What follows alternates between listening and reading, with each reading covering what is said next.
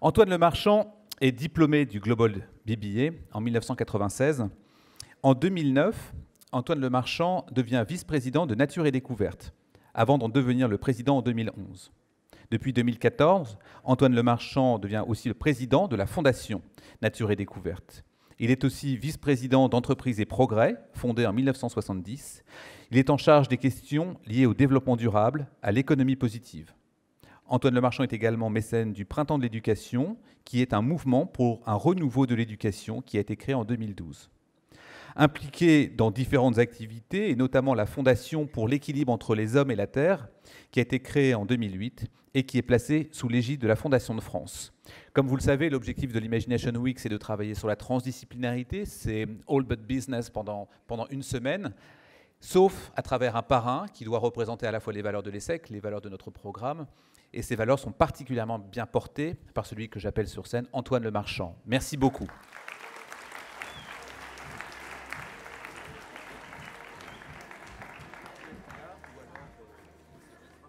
Parfait.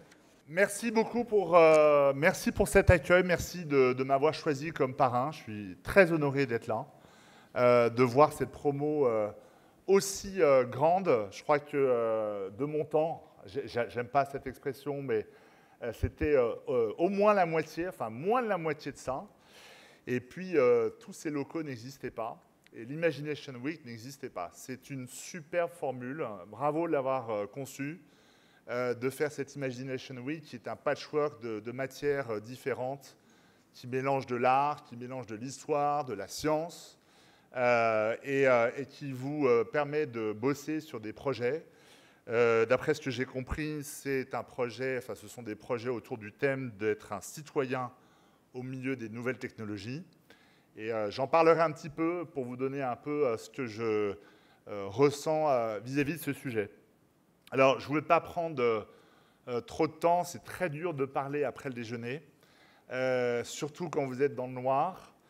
Je vais pas prendre trop de votre temps, mais voilà, je voulais échanger un peu sur mon parcours avant, parce que je pense que c'est toujours intéressant quand on a 20 ans, 21, 22 ans de voir ce qui se passe après le BBA.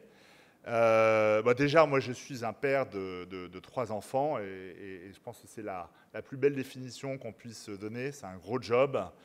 Il faut se réinventer tous les jours et surtout quand on a 2 ados et puis une petite qui a 2 ans. Je suis marié avec une journaliste dans l'art de vivre. Et puis, après, si on va plus dans le professionnel, j'ai fondé ou cofondé des entreprises. Avant Nature et Découverte, il y a eu une vie, puisque j'ai créé deux startups dans les années folles de l'Internet 1.0, qui était, on va dire, 97-2001. J'en parlerai un petit peu tout à l'heure. Et puis, j'ai repris 2 entreprises après, une entreprise dans le retail qui s'appelle Résonance, et puis une entreprise familiale créée par mes parents il y a près de 30 ans qui s'appelle Nature et Découverte. Pour ceux qui ne connaissent pas Nature et Découverte, il y en a beaucoup. Hein, je sais qu'il y a beaucoup de foreign students. Nature et Découverte, c'est un concept store autour des thématiques de la nature, du voyage, de la science, de l'éducation aussi. On travaille beaucoup sur ces 4 thèmes. Et notre slogan, c'est de dire qu'on veut offrir le meilleur du monde pour un monde meilleur. Donc c'est un concept store qui mélange des livres, des jeux, des accessoires d'outdoor, des produits de bien-être bio, de la décoration aussi pour la maison. Et c'est des magasins extrêmement expérientiels où vous ressentez voilà, des émotions fortes avec une musique, avec un conseil par nos équipes qui est très chiadé. Vous avez la possibilité de faire des ateliers, des signatures de livres aussi par des auteurs. Donc ce sont des magasins extrêmement vivants. Et on a essayé de projeter ça sur le web.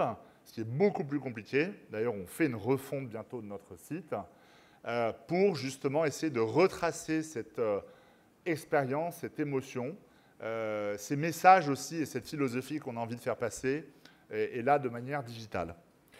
Je reparlerai un peu de nature et découverte, évidemment, parce que c'est pour ça que je suis là. Ce qui a forgé un peu ma personnalité dans mon enfance, c'est déjà une double éducation. Mes parents ont fait leurs études aux États-Unis et ensuite sont revenus immédiatement, après avoir été des hippies bohémiens entre le Brésil, les États-Unis, sont revenus et ils ont décidé de s'installer à Versailles.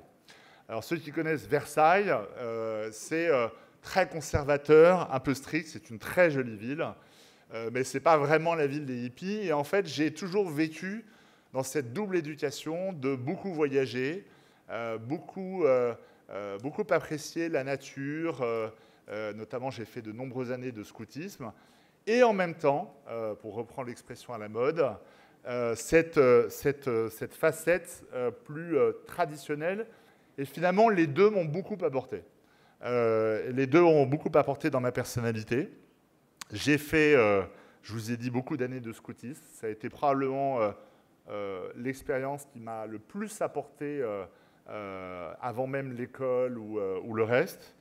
Et puis, donc j'ai fait mon BBA ici, donc ça s'appelait l'EPSI à l'époque. Mais BBA Essex, c'est plus sympa, je trouve, ça sonne mieux.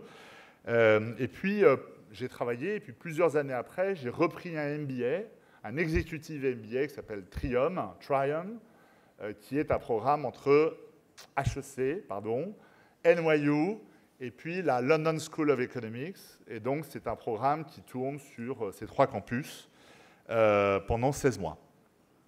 Quand j'étais ici, dans ces locaux, au-delà des cours qui étaient passionnants, et notamment sur le commerce international, puisque j'en fais aussi beaucoup aujourd'hui, ce que j'avais beaucoup apprécié, c'était le dynamisme des associations. J'étais quasiment que dans des associations d'ESSEC, à tel point que les ESSEC pensaient que j'avais fait l'ESSEC, ce qui était plutôt favorable lors des soirées grand hall, parce que les ESSEC, en général, ont plus de succès, à l'époque en tout cas, que les BBA ESSEC. Et j'étais dans les associations ETRAV-ESSEC, alors je ne sais pas si ça existe encore, qui étaient une course de vieux gréements en Hollande, ESSEC Voile, et puis évidemment j'arrondissais toutes les fins de mois avec la JE, de l'EPSI, de l'ESSEC aussi, il y avait un ESSEC Direct Service aussi, enfin bref, tout était bon.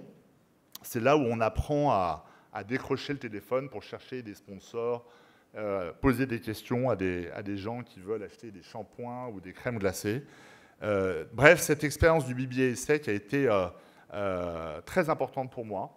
Et c'est pour ça que je voulais aussi vous en parler aujourd'hui. Voilà, et puis dernier point sur ma personnalité et qui je suis. Je pense que c'est important quand on parle à une école internationale, surtout en ce moment, de savoir dans quelle région du monde on est bien. Moi, je voyage beaucoup en Asie, aux États-Unis, en Amérique du Sud, comme vous le savez, un peu en Afrique aussi. J'ai eu l'occasion donc du coup de rencontrer beaucoup de personnes différentes, des valeurs différentes, des systèmes différents. Et plus j'avance dans ma vie, j'ai 45 ans, plus je me dis, je suis un Européen.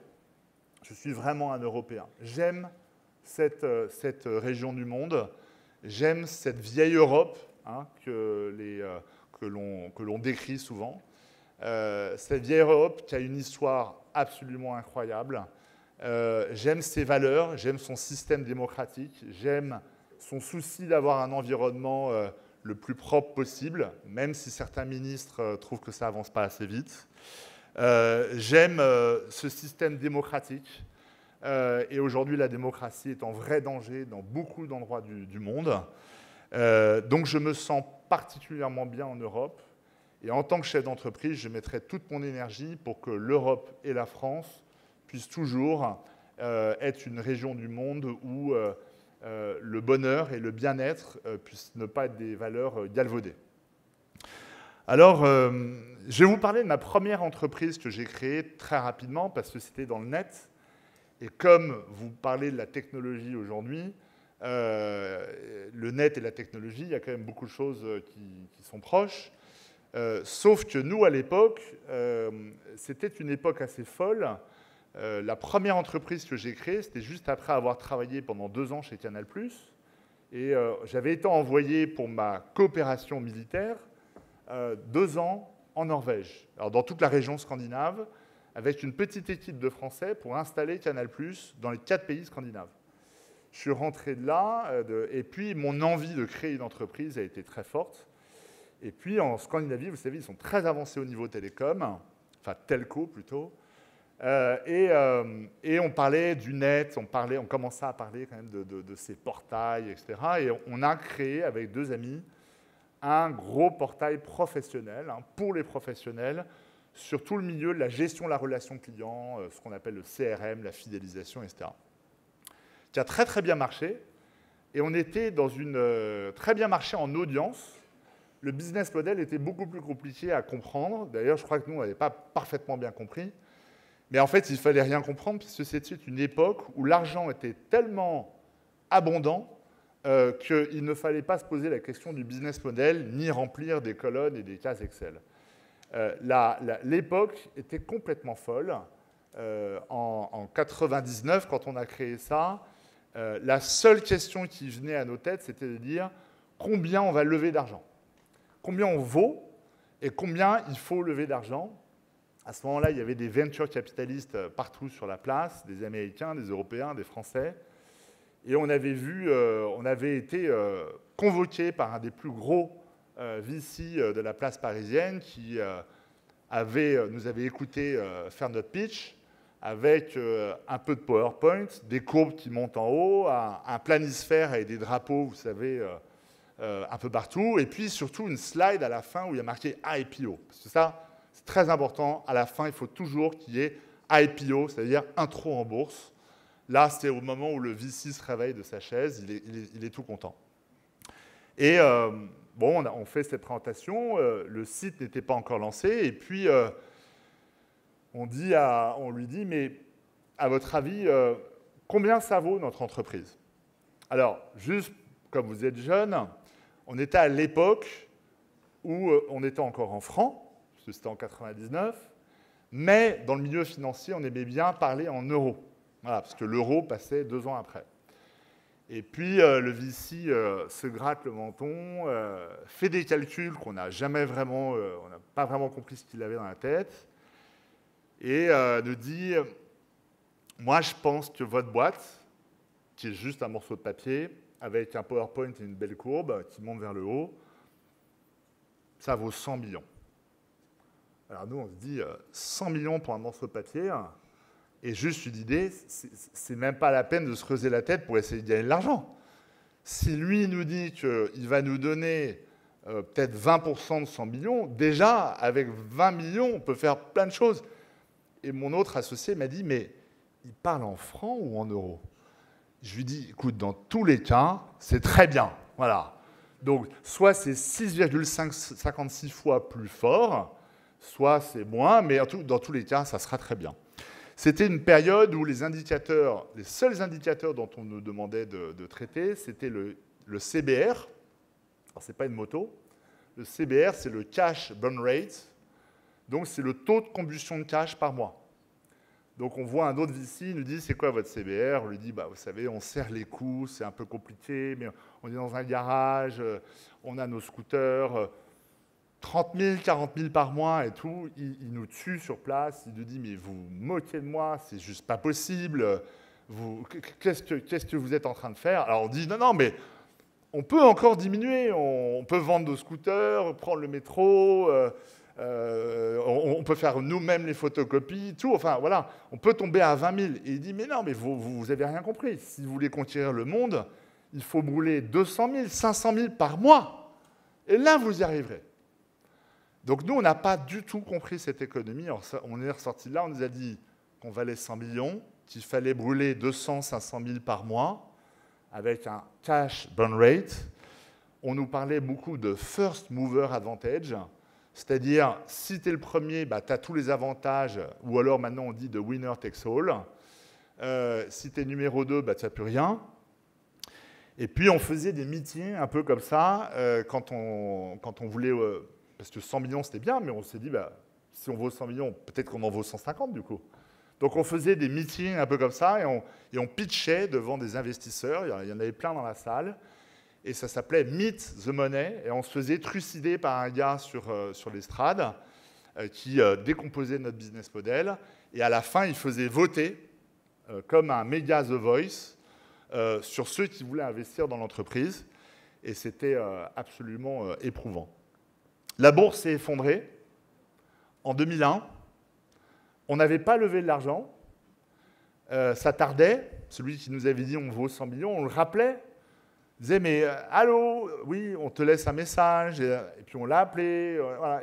Personne ne nous répondait. Et puis un jour, finalement, il décroche. Il dit mais vous n'avez rien compris, les gars, là. Vous avez vu que c'est fini.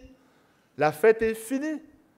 Ça vaut rien, tout ça. C'est toute l'économie du net 1.0. Voilà, c'est là, à partir de ce moment-là, on disait le B2B, c'est back to banking, back to consulting, B2C. Donc, terminer la fête, les courbes, les IPO, les meet de monnaie, les cash burn rates ou les first mover advantage, c'était totalement terminé. C'était ma première expérience professionnelle. Donc, je me suis dit, waouh, on se retrouve avec mes associés et on se dit, c'est juste épouvantable, on ne vaut rien, en fait, c'est nul le truc. Et un des associés nous dit, mais j'ai une idée, si on essaye de gagner de l'argent. Alors on dit, bah ouais, c'est pas idiot. Mais alors comment on pourrait faire alors on commence à se creuser la tête, et puis finalement, au bout d'un quart d'heure, on trouve des idées. Et on se dit, mais on va les faire, on va prendre nos scooters, et puis on va aller démarcher les gens avec un bon vieux bon de commande, et on va démarcher au téléphone, et puis on va faire un site finalement qui s'autofinance. 1 an après, le site s'autofinançait, marchait très bien. 2 ans après, on a une proposition de rachat d'un grand groupe de salons anglais et de presse, une proposition qu'on ne peut pas refuser. Alors, ce n'était pas les 100 millions, hein, je vous rassure, c'est beaucoup plus modeste. Mais à ce moment-là, la question s'est vraiment posée. On s'est dit, mais est-ce qu'on vend ou pas cette entreprise? Elle nous rend heureux, ça marche bien, on a embauché du monde. La raison pour laquelle nous l'avons vendue, c'est que nous nous sommes dit, nous sommes bien développés, mais nous sommes des nains comparés à ce groupe qui, du jour au lendemain, peut mettre des millions d'euros pour nous concurrencer. Et soit il met moins de millions pour nous acheter, soit il met plus de millions, et un jour, ce qu'on a fait ne vaudra plus rien, parce que pour lui, ce n'est pas grand-chose. Ça mettra plus de temps pour lui, mais il peut le faire. Donc, nous nous sommes vendus à ce groupe, et nous étions très heureux. Puis à ce moment-là, moi, mon père a fait du retail, il a créé Pire Import, Nature Découverte. Mon grand-père était aussi un retailer. Et je crois que dans mon ADN, au fond de moi, je me suis dit, les écrans, c'est bien, mais moi, j'aime le contact. J'aime le contact avec les clients, des vrais clients, pas des IP adresses, pas des Dudu 78 ou des pseudos sur bidule. Moi, je veux rencontrer des vrais clients, des vrais fournisseurs. Je veux être debout, parce que finalement, être derrière un écran, ça, c'est pas forcément mon trip. Et mon père avait créé une petite entreprise qui ne marchait pas bien, qui s'appelait Résonance, qui avait créé 2 magasins. Et je lui dis, écoute, moi j'y crois à ton truc, je vais reprendre, je veux faire du retail, je te rachète l'entreprise. Et puis après, je passe les étapes, parce que c'était ma première expérience qui est intéressante dans la tech. J'ai repris cette entreprise pendant 7 ans, j'ai fait mon executive MBA, et puis j'ai repris Nature Découverte. Nature Découverte, c'est jamais facile de reprendre une entreprise familiale. Vous la reprenez, même s'il y a aujourd'hui de nombreuses entreprises familiales, la question de la succession est extrêmement complexe. Vous êtes le fils ou la fille d'eux. Forcément, en France, on dit il est forcément plus bête que son père ou de sa mère. C'est un fils d'eux, c'est facile pour lui. Et puis, il est né avec une cuillère en argent dans la bouche. Et finalement, moi, ma chance que j'ai eue, c'est que j'ai repris Nature Découverte dans un moment où les chiffres le business commençait à un peu décliner. Et j'étais pas très à l'aise, je me suis dit, soit ça passe, soit ça casse. Soit j'arrive à redresser ce truc, et puis finalement je me serais fait les dents et une légitimité là-dedans. Soit ça clash, et puis terminé, on dira effectivement le fils d'eux, il est vraiment pas fort. Bon, sauf que ça avait quand même démarré avant cette chute. Et puis, depuis maintenant 9 ans, je pilote cette entreprise assez particulière, je vous en parlerai tout à l'heure, mais je l'ai reprise pour 2 raisons. Parce qu'elle avait un énorme potentiel de développement, on était encore très peu présent en France, mais surtout en Europe, très peu présent en digital, et mon expérience en digital et aussi en CRM pouvait aider. Et puis surtout, et c'est un sujet que je veux aborder avec vous, c'est une entreprise, une des rares, qui arrive à être une entreprise qui essaye de faire du bien dans la société dans laquelle elle vit. C'est-à-dire que notre métier n'est pas juste de faire du commerce, il est de vendre des produits intelligents.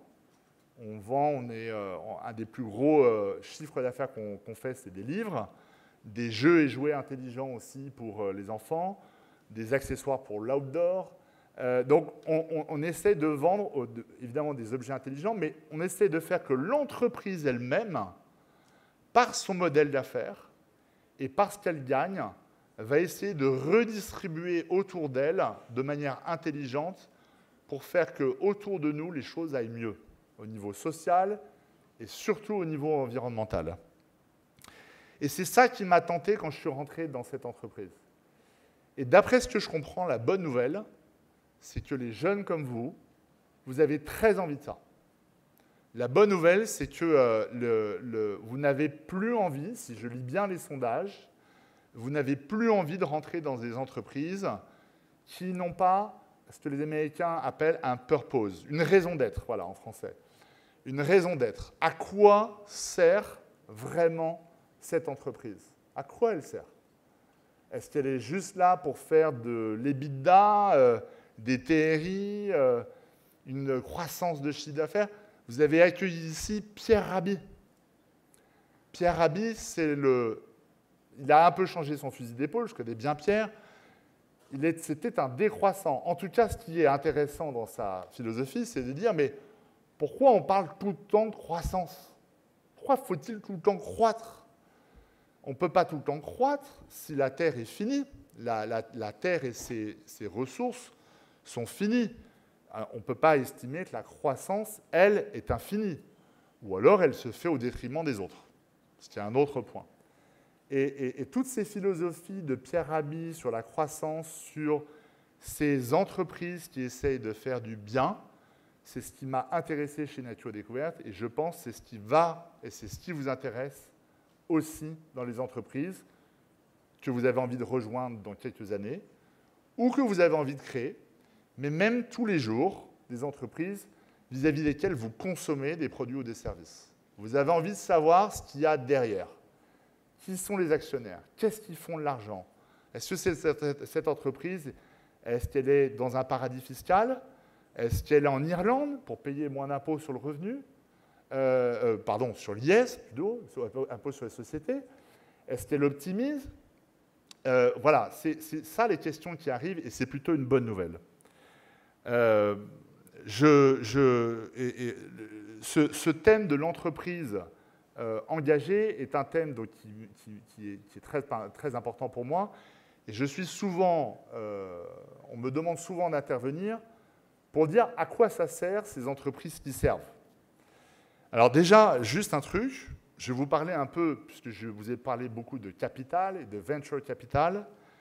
Ce qui est très intéressant dans le monde d'aujourd'hui, c'est qu'il y a une vraie dichotomie entre les sommes d'argent qui circulent et qui sont investies dans des secteurs qui sont, par exemple, la musique, qui sont, je notais ça, les services financiers, les softwares pour les entreprises, le fashion. Il y a des montagnes d'argent qui sont investies là-dedans. Et finalement, quand vous regardez le tableau des sommes qui sont investies dans des secteurs qui peuvent régler des gros problèmes sociaux et environnementaux, il y en a très peu. Et en ce moment, la bonne nouvelle, c'est que de nombreux nouveaux fonds vont aller là-dedans. Je parle des clean energy, je parle des solutions de mobilité, je parle des solutions aussi de santé. Il y a aujourd'hui des jeunes comme vous qui sont en train de créer des fonds, qui sont en train de créer des startups et qui ont cette envie de faire de la tech, c'est certain, mais pas de la tech pour faire des valuations ou des valos comme nous, on voulait en 1998. Leur volonté et votre volonté, semble-t-il, de tous ces nouveaux entrepreneurs, c'est de créer des entreprises qui vont sauver le monde, ou en tout cas essayer de régler des gros problèmes de ce monde. Donc ça fait partie des bonnes nouvelles. Vous voyez que le gouvernement, je ne sais pas si vous avez suivi, mais même travaille sur la rédaction du code civil qui définit la mission d'une entreprise. Et la mission d'une entreprise, pendant longtemps, c'était juste de servir, c'est l'article 1832 du Code civil, qui dit que l'entreprise, grosso modo, en français de tous les jours, elle sert l'intérêt de ses actionnaires. C'est ce qui est marqué dans notre Code civil aujourd'hui. Et la mission qui a été construite depuis quelques mois était de se dire, est-ce qu'on réécrit à quoi sert l'entreprise? Et aujourd'hui, un grand nombre d'entreprises poussent justement, dont Nature Découverte, pour que ça soit réécrit et qu'on se dise l'entreprise doit servir le bien commun.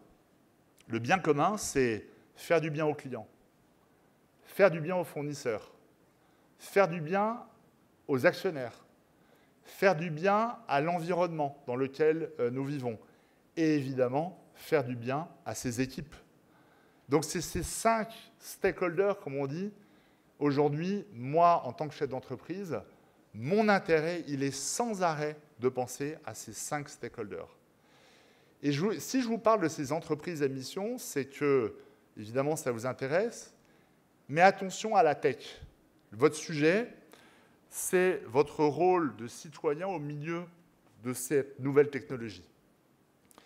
On l'a vu et on découvre chaque mois des errements de la nouvelle technologie, et notamment dans le management de la data. On parle beaucoup de l'intelligence artificielle, mais comme Joël de René le disait, je me méfie plus de la bêtise humaine que de l'intelligence artificielle. Et il a raison. La data, aujourd'hui, vous avez vu avec le scandale Cambridge Analytica, c'est pas facile à dire, c'est d'absorber cette data sur Facebook pour manipuler des élections. C'est-à-dire, c'est grave, c'est un vrai truc. Pourtant, cette entreprise Cambridge, c'était une entreprise qui, à la base, faisait des programmes pour l'armement. Et puis, au bout d'un moment, ça s'est dérivé vers des choses commerciales et maintenant politiques. Et là, aujourd'hui, cette tech, aujourd'hui, elle n'est pas la tech for good. C'est la tech for evil. C'est la tech for bad. Si on manipule les opinions, si on met à mal la démocratie, toutes les fake news, tout ce qu'on appelle aussi aujourd'hui le post-truth era, qui est la post-vérité, pardon. Manipuler, finalement, on ne sait plus qui dit vrai, qui est le référent dans cette planète où tout le monde parle, où la technologie est diffusée à vitesse grand V l'information. Il est très important que votre génération, mais la mienne aussi, ait le sens de discernement, mais également quand elle crée, quand elle consomme, quand elle va travailler, qu'elle se pose toutes ces questions. Est-ce que quand je vais travailler chez un grand retailer online qui approche les 1000 milliards de dollars de valorisation, est-ce que cette entreprise, c'est bien? Oui, c'est pratique. Oui, ça livre rapidement. Oui, il y a plein de produits dessus. Mais est-ce que, franchement, derrière, ce qu'elle fait, c'est bien au niveau social? C'est bien au niveau de la contrefaçon? C'est bien au niveau de l'optimisation fiscale qui fait que des chiffres d'affaires sont remontés vers des paradis fiscaux, des bénéfices plutôt. Voilà, toutes ces questions-là, il faut vous les poser quand on est en train de traiter le sujet du citizen au milieu du citoyen, au milieu de cette ère de nouvelles technologies. Je rencontre encore, malheureusement, beaucoup de jeunes dont l'obsession, c'est la valo et c'est la vente de leur entreprise. Quand on est obsédé par ça, on fait n'importe quoi. Et même les réseaux sociaux qui nous promettent, qui disent, les patrons qui sont en basket et en t-shirt et qui vous disent « I'm gonna save the world, we're gonna change the world all together ». Ah, ils vous disent ça. L'arrière-fond, c'est « raboule ta data ». Voilà. When it's free, quand c'est gratuit, c'est toi le produit. Et la data, c'est quelque chose d'extrêmement important. Après, je ne parle pas de toute l'éthique qui concerne les voitures automatiques, l'intelligence artificielle, le clonage. On va avoir de nombreux sujets à traiter dans les années à venir. Mais moi, je me concentre juste sur la data aujourd'hui parce que c'est un vrai sujet. Et c'est un sujet auquel on ne fait pas assez attention. Voilà, donc ça, c'est un point. Et ce que j'ai envie de vous dire sur ces entreprises à mission, c'est que la bonne nouvelle, c'est qu'il y a des labels aujourd'hui qui rassemblent ces entreprises à mission. Cherchez par exemple le label B Corp. B Corp, ça a été créé aux États-Unis. Aujourd'hui, ça rassemble 2600 entreprises dans 60 pays du monde. Ce sont des entreprises qui essayent justement de balancer entre efficacité économique et sincérité aussi des entreprises. La bonne nouvelle aussi, c'est que... Alors, c'est la bonne nouvelle et la mauvaise nouvelle. C'est que les citoyens aujourd'hui attendent beaucoup de l'entreprise. Pourquoi? Parce qu'il y a un effondrement de tous les autres systèmes de valeurs. Les médias, aujourd'hui, n'ont plus de crédit. La religion a moins de crédit. L'État a moins de crédit. Même, aujourd'hui, on dit la police n'a plus de crédit. Donc, toutes les grandes institutions aujourd'hui, quand on fait ces sondages sur la confiance, sont malheureusement en baisse. Il y a deux choses qui progressent, les ONG, les entreprises. Les entreprises, aujourd'hui, sont celles qui ont des moyens. Elles sont transnationales, elles sont organisées. Et aujourd'hui, donc, tous les regards des citoyens se reportent vers ces entreprises en disant « si l'État n'a plus d'argent », et c'est vrai, l'État n'a plus d'argent, presque nulle part, presque tous les pays occidentaux, en tout cas d'économie occidentale, sont totalement endettés, enfin à un niveau exceptionnel. Japon, États-Unis, France, le niveau de dette est absolument incroyable. C'est une dette qu'on laissera à nos enfants, comme la dette écologique que nous avons en ce moment vis-à-vis du réchauffement climatique. Ces États ne pourront plus rien faire. Donc les citoyens vont se retourner vers les entreprises et vont leur demander d'aller au-delà de juste faire du business. Le prix Nobel d'économie Milton Friedman disait « The role of a business is business ». C'est juste de faire du business. Ce temps-là est totalement révolu. Le rôle d'une entreprise, demain, ça sera de faire plus large que juste faire du business. Ça sera de s'occuper du social, de l'environnemental, de se fédérer avec les autres, par exemple B Corp, qui est ce label, et d'essayer de faire changer les choses. On fera notre lobby à nous, puisqu'il y a des lobbyistes pour des chasseurs. Je ne vois pas pourquoi on ne peut pas faire du lobbying d'entreprises qui font du bien. Et puis l'autre bonne nouvelle, c'est que la philanthropie ne s'est jamais aussi bien portée, notamment en France. En 5 ans, le nombre de fondations et fonds de dotation a doublé. Pardon, triplé. Doublé. C'est déjà bien. On a aujourd'hui 4800 fondations, fonds de dotation, de gens qui ont de l'argent et qui se disent, voilà, j'ai gagné de l'argent avec mon entreprise ou avec ma famille et j'ai envie d'aider, de faire des choses. La Fondation de France n'a jamais autant reçu de dons que ces derniers temps. Et il y a de l'espoir, à condition qu'on se pose la question, est-ce que l'entreprise peut tout faire? Est-ce que l'entreprise peut résoudre tous les problèmes? En tant que chef d'entreprise, je me pose très souvent la question de jusqu'où je dois aller pour régler les problèmes, même personnels parfois, de membres de mon équipe. Très concrètement, pour Nature et Découverte, pour le moment, on ne va pas s'occuper forcément des problèmes personnels, mais on s'occupe, par exemple, beaucoup de la biodiversité et beaucoup de l'éducation. En 20 ans, nous avons financé 2800 projets. On a redonné à ces associations qui font du bien 12 millions d'euros. 12 millions d'euros. Depuis 2 ans, on a mis en place l'arrondi à nos caisses en magasin. L'arrondi, c'est pouvoir donner, arrondir à l'euro supérieur si vous avez envie d'aider une association locale qu'on vous présente en caisse. Et on vous dit, voilà, là, dans votre quartier ou dans votre région, il y a cette association qui œuvre pour la biodiversité. Est-ce que vous avez envie de l'aider? C'est presque $1. On vous demande de passer de 14,95 à 15 €. Voilà. Idem, on lance l'arrondi aussi sur les salaires. Vous savez, les salaires, on est payé X milliers d'euros, virgule 47. Et bien d'arrondir chaque mois à 0,0 au-dessus, et bien c'est chaque mois, voilà, on s'ancre dans un système et on donne et on donne. Et s'il y a des milliers de personnes qui font ça, de consommateurs, de salariés qui arrondissent et qui permettent de donner de l'argent, nous, avec ça, on arrive à lever 500 000 € juste en arrondi. Donc c'est $1 pour les clients quasiment. Et ils se disent, c'est chouette, j'arrondis et je fais du bien à la société grâce à Nature et Découverte. Donc la bonne nouvelle, c'est ça, c'est que les entreprises sont aimées, il y a beaucoup d'espoir là-dessus. Les sondages, on dit souvent que les Français n'aiment pas l'entreprise. C'est faux. 74% des Français disent qu'ils sont heureux au travail. 9 Français sur 10 ont une opinion positive vis-à-vis des entreprises. 8 sur 10 sont fiers de travailler pour les entreprises. L'entreprise, dans le niveau de confiance de toutes les institutions, c'est la troisième institution, si on peut dire, après l'hôpital et l'armée. La troisième, ce sont les PME, pour être plus juste.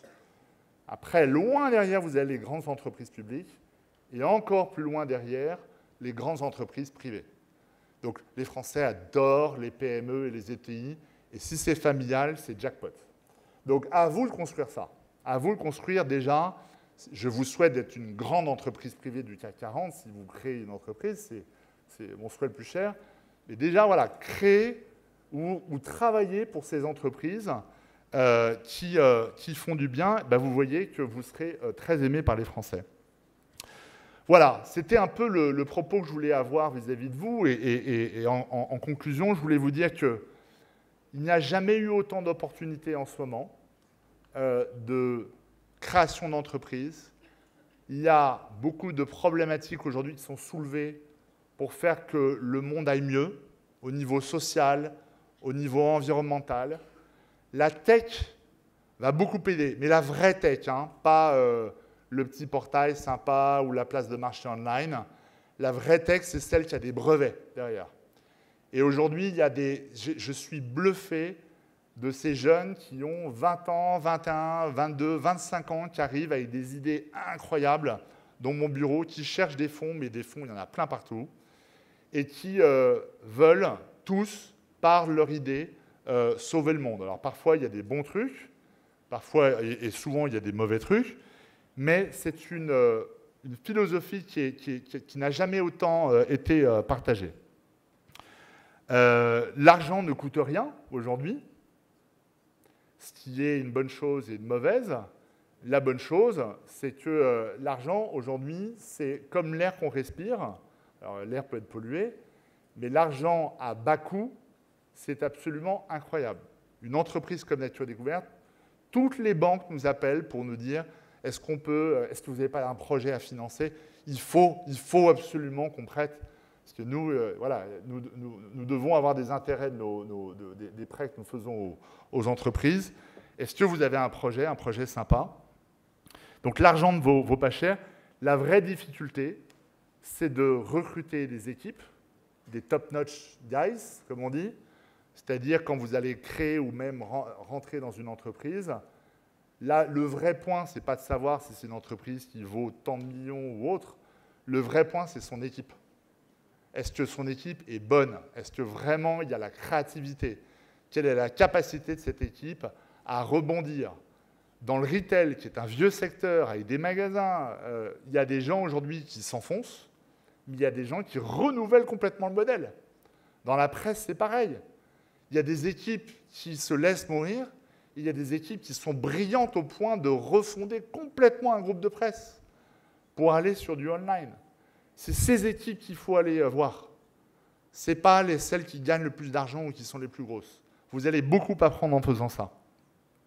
Donc faites de la tech for good. Si vous êtes des créateurs d'entreprises, ne faites pas de la tech ou l'innovation incrémentale.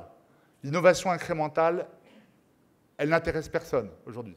La seule innovation qui intéresse, c'est la radicale, celle qui change le modèle, celle qui renverse la table.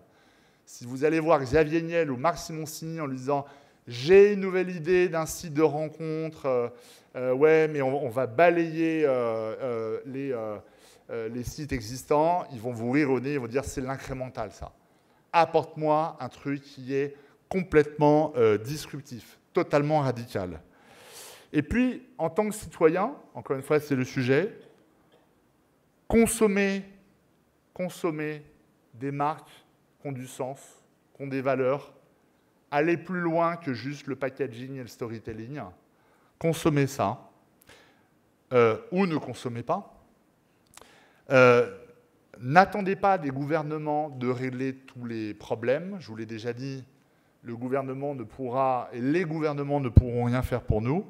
Ils n'ont plus d'argent. Le niveau des politiques est malheureusement de plus en plus bas, généralement, je dirais, dans le monde. Je dirais qu'on est plutôt assez bien lotis en France. Et puis, les politiques aujourd'hui sont mus par une vision très court terme. Quand vous avez un mandat de 5 ans, vous travaillez 2 ans, concrètement. Le reste, c'est s'installer et vous faire réélire. Donc, c'est extrêmement short term. Quand on est en train de dire qu'il faut changer le monde, c'est très difficile de changer le monde en 2 ans.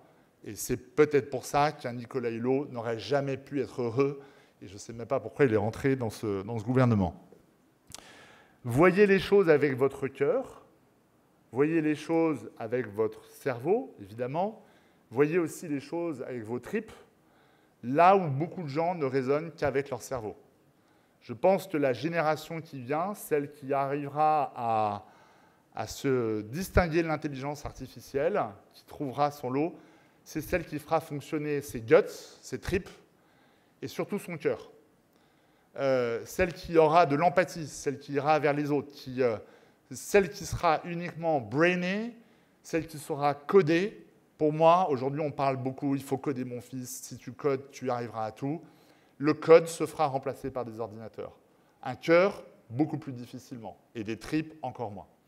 Donc, ayez ce cœur, ayez ces tripes, et puis, surtout, puisque je finis par rapport à la vie personnelle, n'oubliez pas, aujourd'hui, que votre espérance de vie fait que vous n'allez travailler que 12% de votre vie éveillée. Il reste donc 88% de votre vie. Qu'est-ce que vous allez en faire ? Voilà, merci.